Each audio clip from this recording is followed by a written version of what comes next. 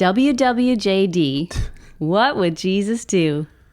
And I think now we trade out Jesus for anybody else that we want to emulate. Yep. Right? What would Oprah do?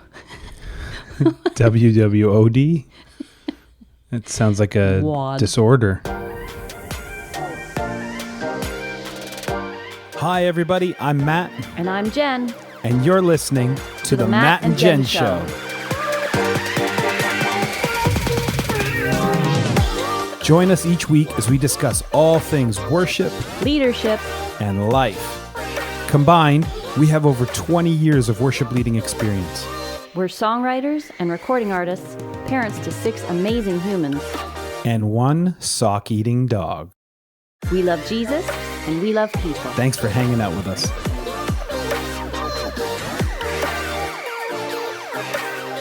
Hey everybody, welcome to episode number 8 of the Matt and Jen Show. Jen and I have been involved in worship and serving in church for over 30 years. That's a long time. And in that time, we've come to learn the lingo. Every segment of society has their own language, their own words to interact with each other. Mostly words cross over between these segments, but sometimes the language can have those on the outside scratching their heads. Today we'll talk about things Christians say. Maybe you've heard some of these phrases, and maybe you haven't, but I'm going to guarantee you that some of these will have you either laughing or crying. As always, thanks for listening. Enjoy. Welcome to the podcast. Welcome to the podcast. Welcome to the podcast. I'm looking forward to this podcast. Me I think too. it's going to be a good one. Yeah, I think so too. So, do you want to say the topic or do you want me to? Okay, today we're talking about things Christians say. Yeah, things we say that other people don't say. When you say other people, what do you mean by that? People who aren't involved in the church so much. Yeah, there's a real language. There's a whole culture and there's a language that goes along with it that I, was brand new to at one point. And now I say things I don't even realize I'm saying them and they make no sense to some people around me. I just keep talking. So it was actually hard to come up with this list because half of the stuff I'm not aware that's what I say now. Right. Quite naturally. You're one of us now. Yes. All right, so we've got quite a few. So I think what we'll do is we'll just go through them. Yeah. And we'll just comment on them. Okay, so we're just going to say what they are and what we actually And then we'll try and explain mean by what we're saying. Right. Okay. And I think the other caveat in all of this is we're kind of highlighting this because I think it would be a good idea for Christians to maybe not say some of these things. Not because they don't want the meaning of it to be portrayed, but as you listen to this, you'll understand right, why we wouldn't say it like this or why we audience shouldn't. sensitivity. Right. Kind of thing. Although that would be difficult for me. So in terms of flow of conversation, I may continue to say some of those things without realizing. But when I get the weird look, I know I just said something that's weird to you. Right. Well, in previous podcasts, we've used some of these phrases. We have. So if it comes up, we'll just kind of make a note of it. And Well, okay, so I'll give you the first one because this is one I say a lot. Okay. I'm already laughing. This is something I say a lot. Drop it in your spirit. Drop it in your spirit. Or it dropped in my spirit. This just dropped in my spirit. Drop it like it's hot. Like, what does that even mean? What does it mean? Well, what it means to me, it depends on what I'm saying. So if I'm saying this just dropped in my spirit, what I mean is I really feel connected with God right now, and I'm really listening to him in my spirit. So, we're spirit, soul, and body. So in my spirit, what I feel like he's saying to me in this moment is this thing. Often it's a picture, or it could be a message that he's giving me a word, something, an understanding for something. If I say, let me just drop this in your spirit, I'm being a little cheeky, but kind of like, I just want to make you aware of this. You pray about that one and see, let me just drop this in your spirit. It's Right. weird. Yeah. But I say it a lot. This just dropped in my spirit, right? Don't I? Yeah, it's basically, I just got an idea that I think is from God. No, come on now. Maybe some people use it like that. Okay, but not us. I mean, I guess I could potentially be wrong that it is not a thought from God, but I wouldn't use it that flippantly for me. Right. Yeah. Okay. The next one is washed in the blood. Okay, having grown up in the church, I understand the concept of this. I understand where it comes from, and it comes from the importance of the blood of Jesus when you read through the Bible and all that we've been taught from the time I was a kid up to now. You understand what the blood of Jesus means. It's very powerful. But when we say it, we're walking down the mall and we just say, turn to someone, and I've heard people just randomly, Right. I'm washed in the blood. Yeah, it's meaning the sacrifice that Jesus made, right? It's like the sacrificial lamb. There's a spilling of blood, right, for the atonement of your sin. Yeah, I wasn't going to get into all that, but I'm just saying. Yeah, the phrase that comes out and people hear who've maybe not been to church or maybe they don't go to church very often, they hear someone say, I'm washed in the blood. Yeah, or even somebody who's, talking to somebody else and, I sinned in this thing, or I'm having a hard time with this thing, but I've repented for it. Yeah. Then the other person might say, well, it's washed in the blood, meaning it's taken care of. Yeah, it's not a literal Washed dumping in of the blood. No. Yeah, because that's gross. Some of the imagery of some of these are... Really? I could understand why people would get a bit confused. Yeah. Okay, I've got one. Okay. This is kind of a common one that when I was first in the church, I was like, why are you saying that? People get hung up on specific words. So, before I went to church, I went to potlucks all the time. Sure you did. There are people who have an issue with the word luck. So they'll say pot blessing, or what was the other one you said? Pot love. Pot love, which I mean, hello. Nowadays, the term pot love has a very different connotation. Pot love. This past year in Canada, the government just legalized the consumption of recreational marijuana. How informative. So when a pastor gets up at the front of their church and says, everybody, we'd like you to come to this pot love. It's like, Yeah. what's going to go on there? Yeah. So now, I say pot blessing now. Obviously, I don't believe in luck, right? But I'm not scared of the word. However, I'm around enough people that might be offensive to them. So I'm careful about what I say, and I'll say pot blessing because that's usually what people are comfortable with. You're kind. I am kind. I think I still say potluck because that's... Yeah, it's just a word. It can't hurt you. But there are people who have, legitimate thought processes to, I'm not going to acknowledge luck. So I understand that. Yep. All right. The next one is a doozy. And this one is more Pentecostal. But I'm already laughing. Being slain in the spirit. Yeah. So What? what we mean by it is there will be times where people will be praying and they'll feel so overwhelmed by the presence of God. Like they'll actually feel it tangibly in their body that they can't stand. Yeah. And so they fall. Oh, yeah. Now, I'm not mocking it because I haven't experienced it a lot. I think once in my life, I could say, I'm so sad for you. I've experienced this. Yeah. There are people who experience it on a daily basis. There are some people who never experience it. And I think the thing with some of these phrases and some of the things that come up, you get people who are really intensely passionate for God and they make the experience of being slain in the spirit or falling under the power of God as like a hierarchical thing. Like, I know God better because this is happening to me. Right. The pinnacle of spirituality. Which it is not. No. It is an experience. I have no problem with the experience. The language of it, slain in the spirit. Well, yeah, it's very niche.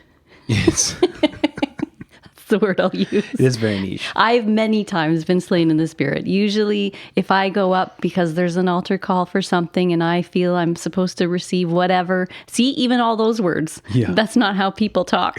Right. Going up to the altar. Going up to the altar. Because I feel, most people say I think, but I'm talking about, in my spirit, I feel a call to the altar. Right. What? Yeah. And typically if someone has something spiritually that they're going to give away kind of thing, I'll fall. Yeah. I get heavy. I fall. I've shaken. I've had some weird experiences. There was one time I was lying on my side, and I don't know who it was. Somebody in like a healing ministry or whatever touched their foot to my foot, and my rib cage started bouncing off the floor uncontrollably, like bang, bang, bang, bang, bang. Like, in that case, you almost were slain in the spirit. yeah, but you know something's happening. But yes, to say slain in the spirit is weird. It's kooky. Yeah. The next one is the dark night of the soul. I love this one. You talk to people. This is not, I had a bad day or I went to Walmart for something and experienced what Matt experiences. This is deeper than that. Yes, dark night of the soul is one of those things. It's meaning like a time of trial and testing. So once you say yes to Jesus, not just being saved, but you're going to follow him and you're going to go after everything he's got for you, you can be assured that you're going to be tested and go through trials. And it tends to kind of all bunch into like several months or even years for some people. And it's horrendously painful, but it really does mold your character. So it's necessary to be able to build your character so that you can sustain whatever it is you're supposed to do in this world, what you were called to. There's another phrase. But usually people who have gone through the dark night of the soul, we recognize each other and we don't want to talk about it. There's other people that be like, oh yeah, dark night of the soul. And you know, when you've gone through it, you don't know. Yeah. Because it's literally just this, Yeah, anybody who says, well, dark night of the soul can't be that bad. oh no, Has no. never experienced that no. crushing depth of... There's no area of your life untouched in the dark night of the soul. Everything, finances, family, personal relationships, your car breaks down, ridiculous government bills coming out of nowhere, like just stuff. Yeah. Gossip and slander. That's another episode. All right. What's the next one? WWJD. What would Jesus do? And I think now we trade out Jesus for anybody else that we want to emulate. Yep. Right? What would Oprah do? WWOD? It sounds like a WOD. disorder. Yeah, it does. I find this one interesting because I understand the concept of it. You know, you want to live like Jesus, you want to be like him. But more often than not, people would use this without the consideration of the whole life of Jesus. So they laser in on one thing. Well, what would Jesus do in this situation? Well, Jesus would probably flip a table over. Maybe. You know, in certain situations. And in some situations, dare I say this, Jesus would sit and have dinner with prostitutes. Yeah. Right? So Yeah. we take the holiness aspects of things and we say, well, you know, would Jesus really do this? Well, there's a whole lot of things that Jesus would do that you probably would not be comfortable with right now. Right. This even, I'm not sure many churches would want Jesus preaching on a Sunday. Wow. Because there are a lot of things that Jesus calls people to do, people that he calls us to love, that many churches are not comfortable loving. Yeah. A lot of things that many churches are not comfortable doing. So this one, while I understand it was a good way to sell some bracelets, I'm not sure. I think it's a good reminder for kids. I think that's kind of the thing too, right? Like in this scenario, when you're going to choose your behavior, what would Jesus do? Like, Yeah. But maybe, it's a little flippant. But the candy is sitting at eye level. Maybe I should take it. Look at your bracelet. What would he do? Jesus little probably Timmy? had a sweet tooth. I'm just saying. But I don't think he would steal the candy. Oh, not steal. No. No. All right. The next one. I'm not brainwashed. I'm blood washed. I have never heard that, and it sounds disgusting. It's kind of when somebody, you know, you get passionate about being in the church and you want to give all your time and your devotion to it. And people who don't understand that will kind of say, like, I think you're being brainwashed. And the defense is, I'm not brainwashed. I'm blood washed. Mm-hmm. Is it the church or is it Jesus serving Jesus? Because that's how I would take it. I think even the church, you get involved at a church and you're doing all these things and your family says, hey, why don't you come over for Sunday lunch? I can't because I attend church. Yeah, yeah. But you can miss 1 week. Well, and I mean, I don't think either of Why? us has ever used this as an argument, Why but would I? I'm not brainwashed. Yeah. Well, I'll tell you personally speaking, when I first became a Christian, that was something my dad actually said to me. Oh, yeah. Yeah. So it was difficult. I didn't say I'm blood washed because I didn't know that phraseology, but he thought I was being brainwashed. So I was just Okay. like, oh, okay, that's interesting. Yeah. I know some CrossFitters who you could say are being brainwashed. I'm sweat washed. I'm not brainwashed. I'm sweat washed. Go CrossFitters. Go CrossFit. Yeah. I love CrossFit, by the way. I'm not picking on them. I'm just saying you can pick different areas and where people seem obsessive or where they've given their entire life to something. So when we hear that phrase, you're right. I haven't heard it a whole lot, but I think it's just people wanting to defend their choice and say, no. I'm sold out to Jesus. I'm sold out. I think that's great. Yeah. Yeah, for sure. Okay, here's one. Okay. Apostolic spheres. What? What's apostolic?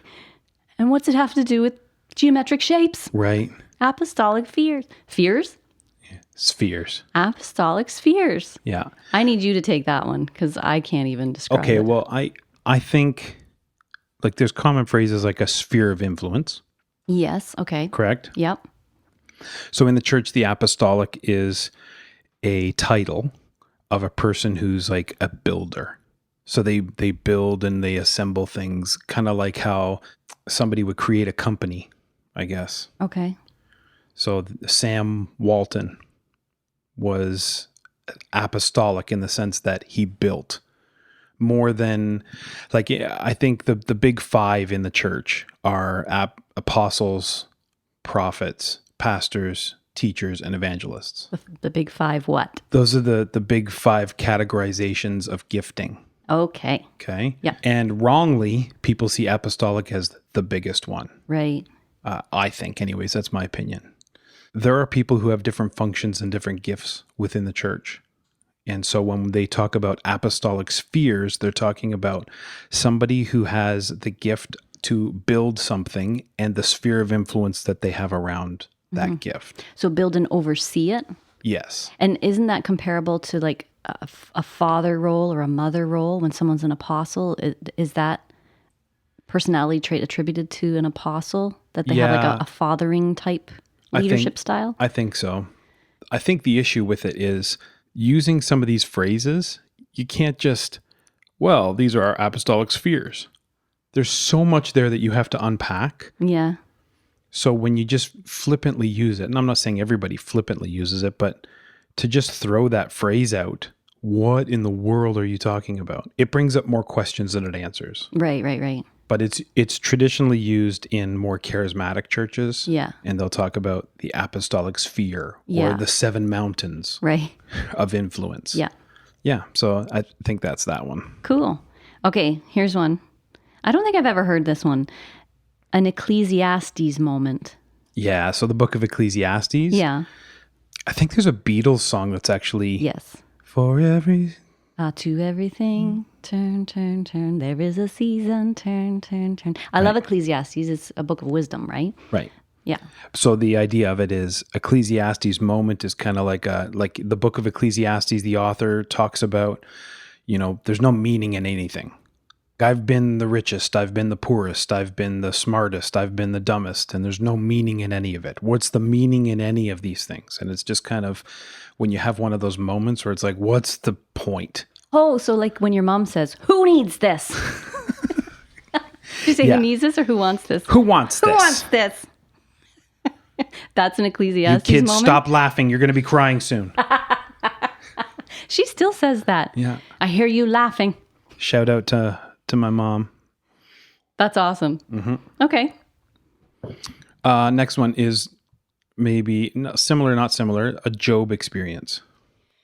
Yeah, so having a Job experience would actually probably tie into Dark Night of the Soul. So if you read Job, man, he goes through some trials. He goes through everything. He loses everything, right? His land, his livestock, his wife, his children, his health, everything. And everyone around him is saying, why don't you just give up on God? Like, clearly, He doesn't care. Yeah. Right? And Job was faithful, right? So to have a Job experience is kind of like losing everything and being in the depths of pain and misery, but still trusting the Lord. Do you want to know a little fun fact about Job? I do. The book of Job Yeah. is the earliest book of the Bible. Yes, I knew that actually. Yeah. Very cool. It was written first. How do we know that? Do you know? Oh, I'm just pretty smart.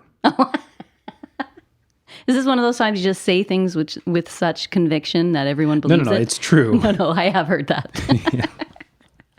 All right, the next one. You want me to say it? I love this one. Okay. This one is a shout out to Chris Prasad. Chris Prasad, if you're listening to this, we're hearing this in your voice. Shaka. Shaka. Every time we would have like a prayer time in worship when Chris was drumming with us, he would literally just deadpan. Somebody would say something and he'd go, Shaka. So what does shaka mean? Please explain. I don't even know. Yeah. It's kind of like I've just been hit by something so profound that I'm having like a spiritual experience and a physical manifestation of that. Shaka is kind of like I just got the chills. I just got the shakes. Shaka. Yeah, it's actually, I think it directly refers to speaking in tongues. Okay. Yeah, because sometimes when people speak in tongues, they say shaka. I'm not sure I ever have. No, but I don't know. But some people do, and it just becomes it's like instead of actually speaking in tongues, it's the shaka. It's kind Is there an English word? There's probably an English word then. Yeah, so that's what it's all about. Okay, next one. Next one. I don't feel led. Yeah. This is a good one. Yeah. So, hey, Matt, do you think you'd be able to help us set up these chairs for the meeting tonight? No, I don't feel led to do that. Yeah. So it's the premise of everything that I do because God has ordered my steps to do so. Right. Right. And so then people will use that. It's interesting because some of the people that use this phrase cut me off in traffic, and I really don't feel like they were led to do that. Yeah, you know what? There's reasonable moments for that when someone asks you to participate in something that requires prayer for you to have direction. Yeah. And you actually don't feel led to do that. That's a reasonable phrase, but I think we use it a lot. Yeah. In all kinds of things. That's just not fitting my schedule. Just say that. Yeah. If that's the truth. Or I don't want to do that. Just straight out. No, I don't want to. It's almost like we've been conditioned. If we tell the truth, it's going to hurt someone's feelings. So what I'll say instead is I will falsely blame God for this. Maybe. Maybe some people, right, are like literally, I don't feel led to do that. Yeah. Right? Well, no, I get that. There's Yeah. a legitimate time to say something like I don't feel led. Yeah. That it means I'm being led by God. But most of the time Yeah. when you hear this, like if you're honest, I think actually certain people I could see, like there are a couple people, I won't name them, but they'll come to my mind that if you said something and they said, I don't feel led, I would believe them. Yes. Almost every time they say it. Yes. Yep. They're also not saying it very often. Right. Yeah, because they're the people that don't want to be flippant about these things. Correct. But then you get people who just don't want to do something. I just don't feel led. Yeah. How do you argue with that? Oh, you're being led by God and he's not leading you to do it. So yeah, I guess you don't have to do this then because... Well, that's exactly the point, right? That's the manipulation of it. What are you going to say to that? So if you're listening to this and you've said that to somebody and it hasn't been because God hasn't been leading you, stop lying. Oh, gosh. No, seriously, stop lying. Stop using God as an excuse and be truthful. Yeah. And let your yes be yes and your no be no. Yeah. Yeah. Well, close to that one is if it be God's will. Now, I've never said if it be God's will, but I'm sure some people do use it in that phrasing. Yeah. But it's kind of along the same lines. Like, I'll think about it. And if it's God's will that I do that thing, Then I'll do that. then I'll do that. But when it's in casual conversation, if it be God's will, okay. Like some things just, Yeah, again. what you mean is I'm indecisive at this moment and I don't want to give you an answer. Yeah. Yeah. I know people who are really genuine with that. Hey, if this is God's will, Yes, for let's sure. pray that way. Well, we say that. Yeah. And we're very genuine. Clearly. Almost all the time. Yeah, no, but it's just the crazy things that we say that people on the outside will be like, What if are you it's saying? your will, just say yes or no. Yeah. Like, Yeah. do you think God believes this or not? Sometimes we use it as because we don't know, Yeah. right? Well, I haven't actually. We're trying to cover over. This is a really harsh way of saying it, but we're trying to cover over our ignorance or our stupidity and we're meant to be like, oh, this person is looking to me for godly wisdom. Well, if it's God's will, well, is it or isn't it? I'm not sure if that's God's will would be a better way to say. Yeah. Let's pray about it. Yeah. And we'll find out. Yeah. All right. Next one. There's a lot of these. I know there's so many. I don't even, that's what I'm saying is as I'm speaking, I hear myself using the idioms. Yeah. This next one is grow your faith. Yeah. This is a good way to grow your faith.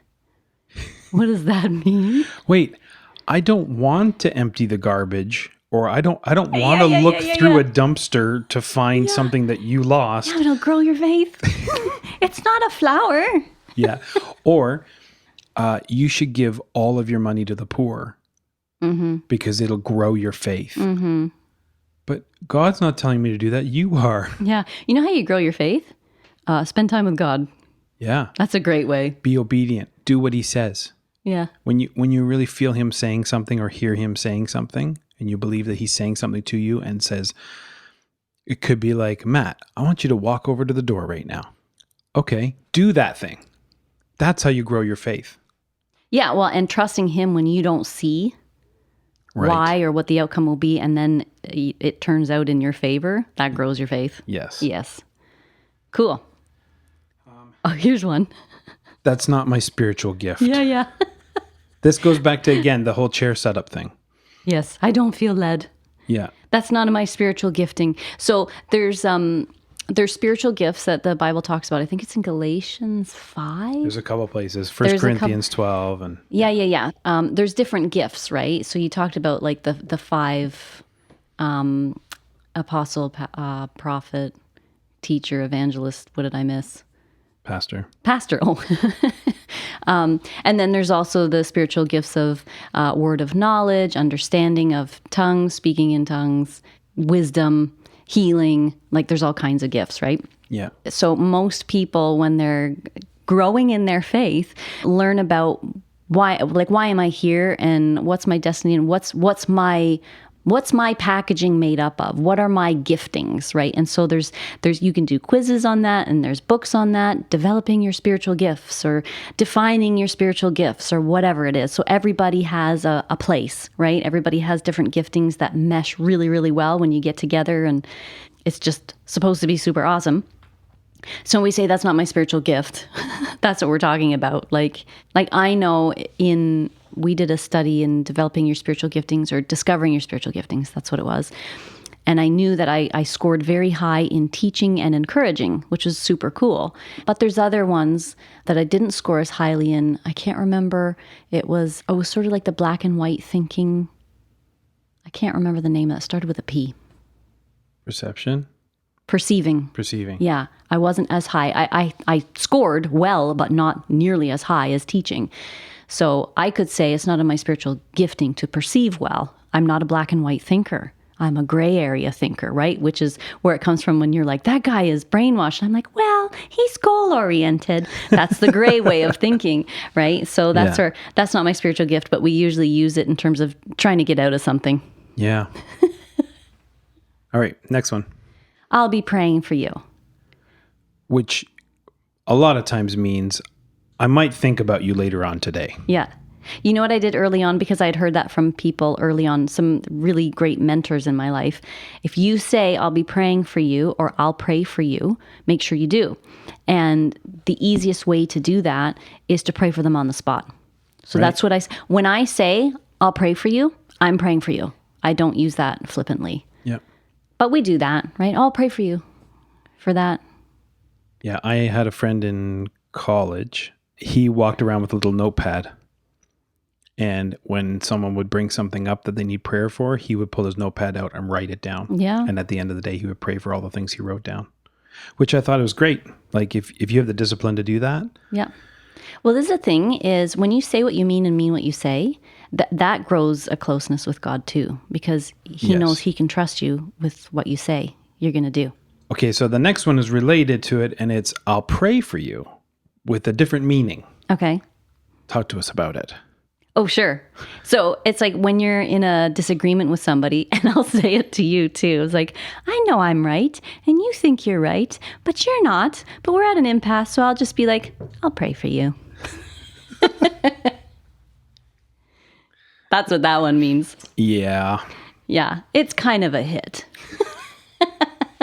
So somebody says that to you. I'll pray for you. It Okay. means you're in the wrong. You're so careening wrong. down a dangerous path towards destruction. And I'm standing up here with Jesus. And I alone have the power to intercede on God's behalf for you. I've never meant it that deeply. Well, But that is the connotation. Listen, me and Jesus will be over here. You be on your own with your thoughts. So I'm just going to pray for you. That's what I mean when I say that. And that's how I say it to him. I'll pray for you. another one along that line is a prayer concern. Oh, I love that one. Yeah. I have a prayer concern. Instead of, I heard this thing about Matt. Wait till you hear this. Yeah. Or if you're telling someone in a leadership position, it's like, I want you to do something about this. So I have a prayer concern. So if you address my behavior, I'm going to be very upset with you, and I'm going to have a prayer concern about you. Yeah. Here's a really simple one. We hear it a lot is ask Jesus into your heart. Or have you asked Jesus into your heart? It's kind of a weird concept, right? Because, I mean, if you break it down literally, that's weird. How does he fit? How do I ask Jesus? He's actually going to climb in? Like, that's what it sounds like, right? How do I ask Jesus into my heart? Kids have that question in church all the Yeah. time when you say that. Yeah, it kind of creeps them out. Like, I do what now? As far as I know, there's nowhere in the Bible that says Jesus will go into your heart. Yeah. There is, and this is the next one, and maybe they're good together. There is Jesus's encounter with Nicodemus in the Yeah. Gospels, where he tells him he has to be born again. Mm-hmm. Well, what am I to climb back into my mother? Actually, Nicodemus says that. Right. Yeah, because it's a And be- bizarre phrase. And be born a second time. Really, what we're talking about is inviting Jesus, Yeah. right? Inviting that relationship Yeah. with him. And actually, the Bible's pretty clear. If you confess with your mouth and believe Jesus was raised again, then you're saved. Mm. Right? And there's the spiritual aspect to that too, but that could get really deep really fast. Yeah. About what happens in the spirit when you do that. Yeah, but what we're talking about with those two phrases is salvation. Yeah. Being saved, Yeah. being a child of God, being a part of being a Christian. Yeah. I'm acknowledging Jesus as my savior. Yes. Yeah. Okay. This one's a bit funnier. I've heard people talk about this. Oh, can I say it? Yeah, go for it. The gift of singleness. The gift of singleness. Doesn't that make it sound like this pretty package? The gift of singleness. It Yeah. puts the positive spin on something that can be very difficult for people sometimes. Very difficult. So I do think that there's a positivity in being single as an adult, taking time to find out who you are, where you're going in life, all that kind of stuff. And that is a gift. That time period is a gift. But for a lot of people who are single for longer than they want to be, packaging it with saying that it is a gift doesn't feel so sincere. I agree with you. No, but I think like on a very real level, for people who are desiring to be married and to have a family, singleness doesn't always feel like a gift. No. So it kind of feels like a little bit of a bumper sticker for people who don't know how to deal with the person who's dealing with those emotions. Right. Right? And so I'm thinking of a couple of friends right now. They're like, this does not feel like a gift.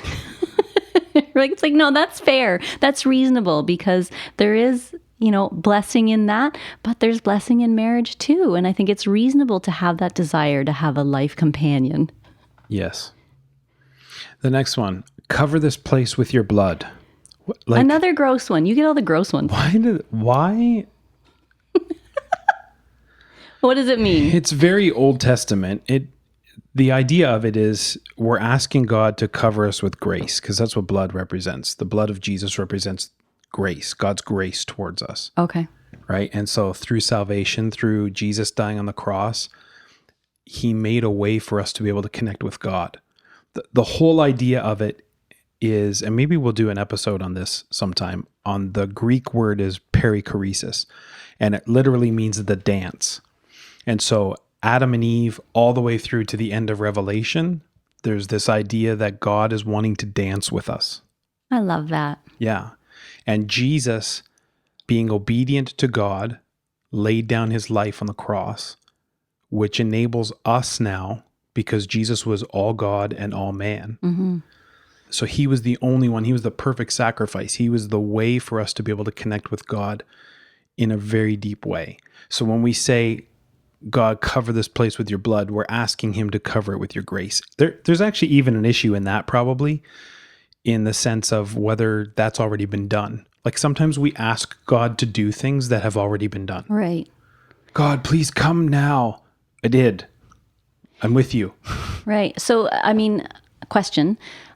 It makes me think of, with the Passover, that there's a protective thing with that. Like, cover this place with your blood would mean that anything bad wouldn't enter in. Right. Is that? Yeah, so there's that connotation to it too. Okay. Yeah.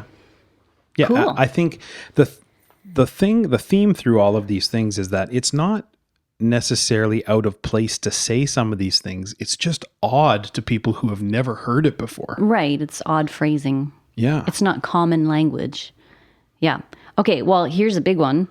Referring to other people as lost. I mean, for somebody on the outside, that kind of has a negative connotation. Like, I don't feel lost, I feel fine. Yeah. You know, so, but what we're referring to is people who are not saved. Is that right? People who do not have a connection with Jesus, like a relationship, ongoing relationship. Yeah. When we talk about the kingdom of God and we talk about the church, we're not actually talking about individual churches like we would know them. Right. Like our former church was the embassy. We're not talking about the embassy. We're not talking about, the however many 30 churches in our area around us, church buildings. We're talking about people who have a common belief in God and a common relationship ongoing with him. Mm-hmm. That's what we're talking about. So when we say lost, we're referring to people who, there's a parable, a story that Jesus tells about sheep. I was going to ask. He uses sheep a lot because it was a very agricultural community that he was in. So you have 99 sheep and one's missing.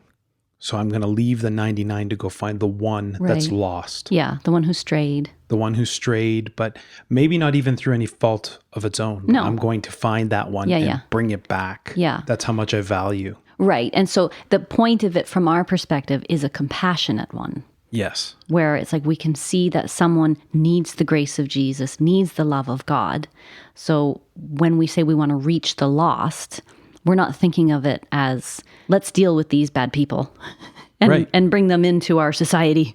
Yeah. It's not like that. It's like, no, we have a compassion for people who don't know God, because we do know him and we know how he loves and how much he loves us. And we want other people to know that he loves them too. Yeah. Yeah. The next one, we're in the end times. The end times. I think a lot of people will kind of understand that one, but we talk about that like, well, I think we're in the end times now, as if we know. But I mean, there are signs and things in the Bible that people watch to see whether we are. And so things like the destruction of society, the destruction of morals, truth being relative, all kinds of things that really are talked about in the book of Revelation. All the global warming that's happening this afternoon. Yeah. The increase of natural disasters like birthing pains, marks on people, like chips in people. People are, those chips that people get, like RFID chips in their hand or whatever. There's something about that in Revelation about the mark of the beast being in the hand or on the forehead. So when you compare that to what's going on in the world, a lot of people believe it's not long now before Jesus comes back. Right. And if you see me, I think I just have a little rash on my right hand. It's not because I have a... You don't have a chip? I don't have a chip. Great. No. Do you want to do the next one? Have you found Jesus? Have you found Jesus? Was he missing? I know, that's what I was going to say. He wasn't lost. Yeah, no. But that kind of goes along with the whole lost thing. Like, Lost, born again. yeah, salvation you're asking experience. people, do you know Jesus? Do you have a relationship with him? Yeah. Yeah. Okay, so I think this is going to be a good point to stop for what is now going to be the first part. I'm so sad because this is so fun. But we still have like a bunch more to do. Yeah. And we'll do it in part 2. Yeah. Thanks for listening this week, everybody. Look out for part number 2 of Things Christians Say. Woohoo! Christians say so many things, and this was only half the list we came up with. Next week, we'll jump into the second half of our list. But in the meantime, maybe you thought of a few other phrases.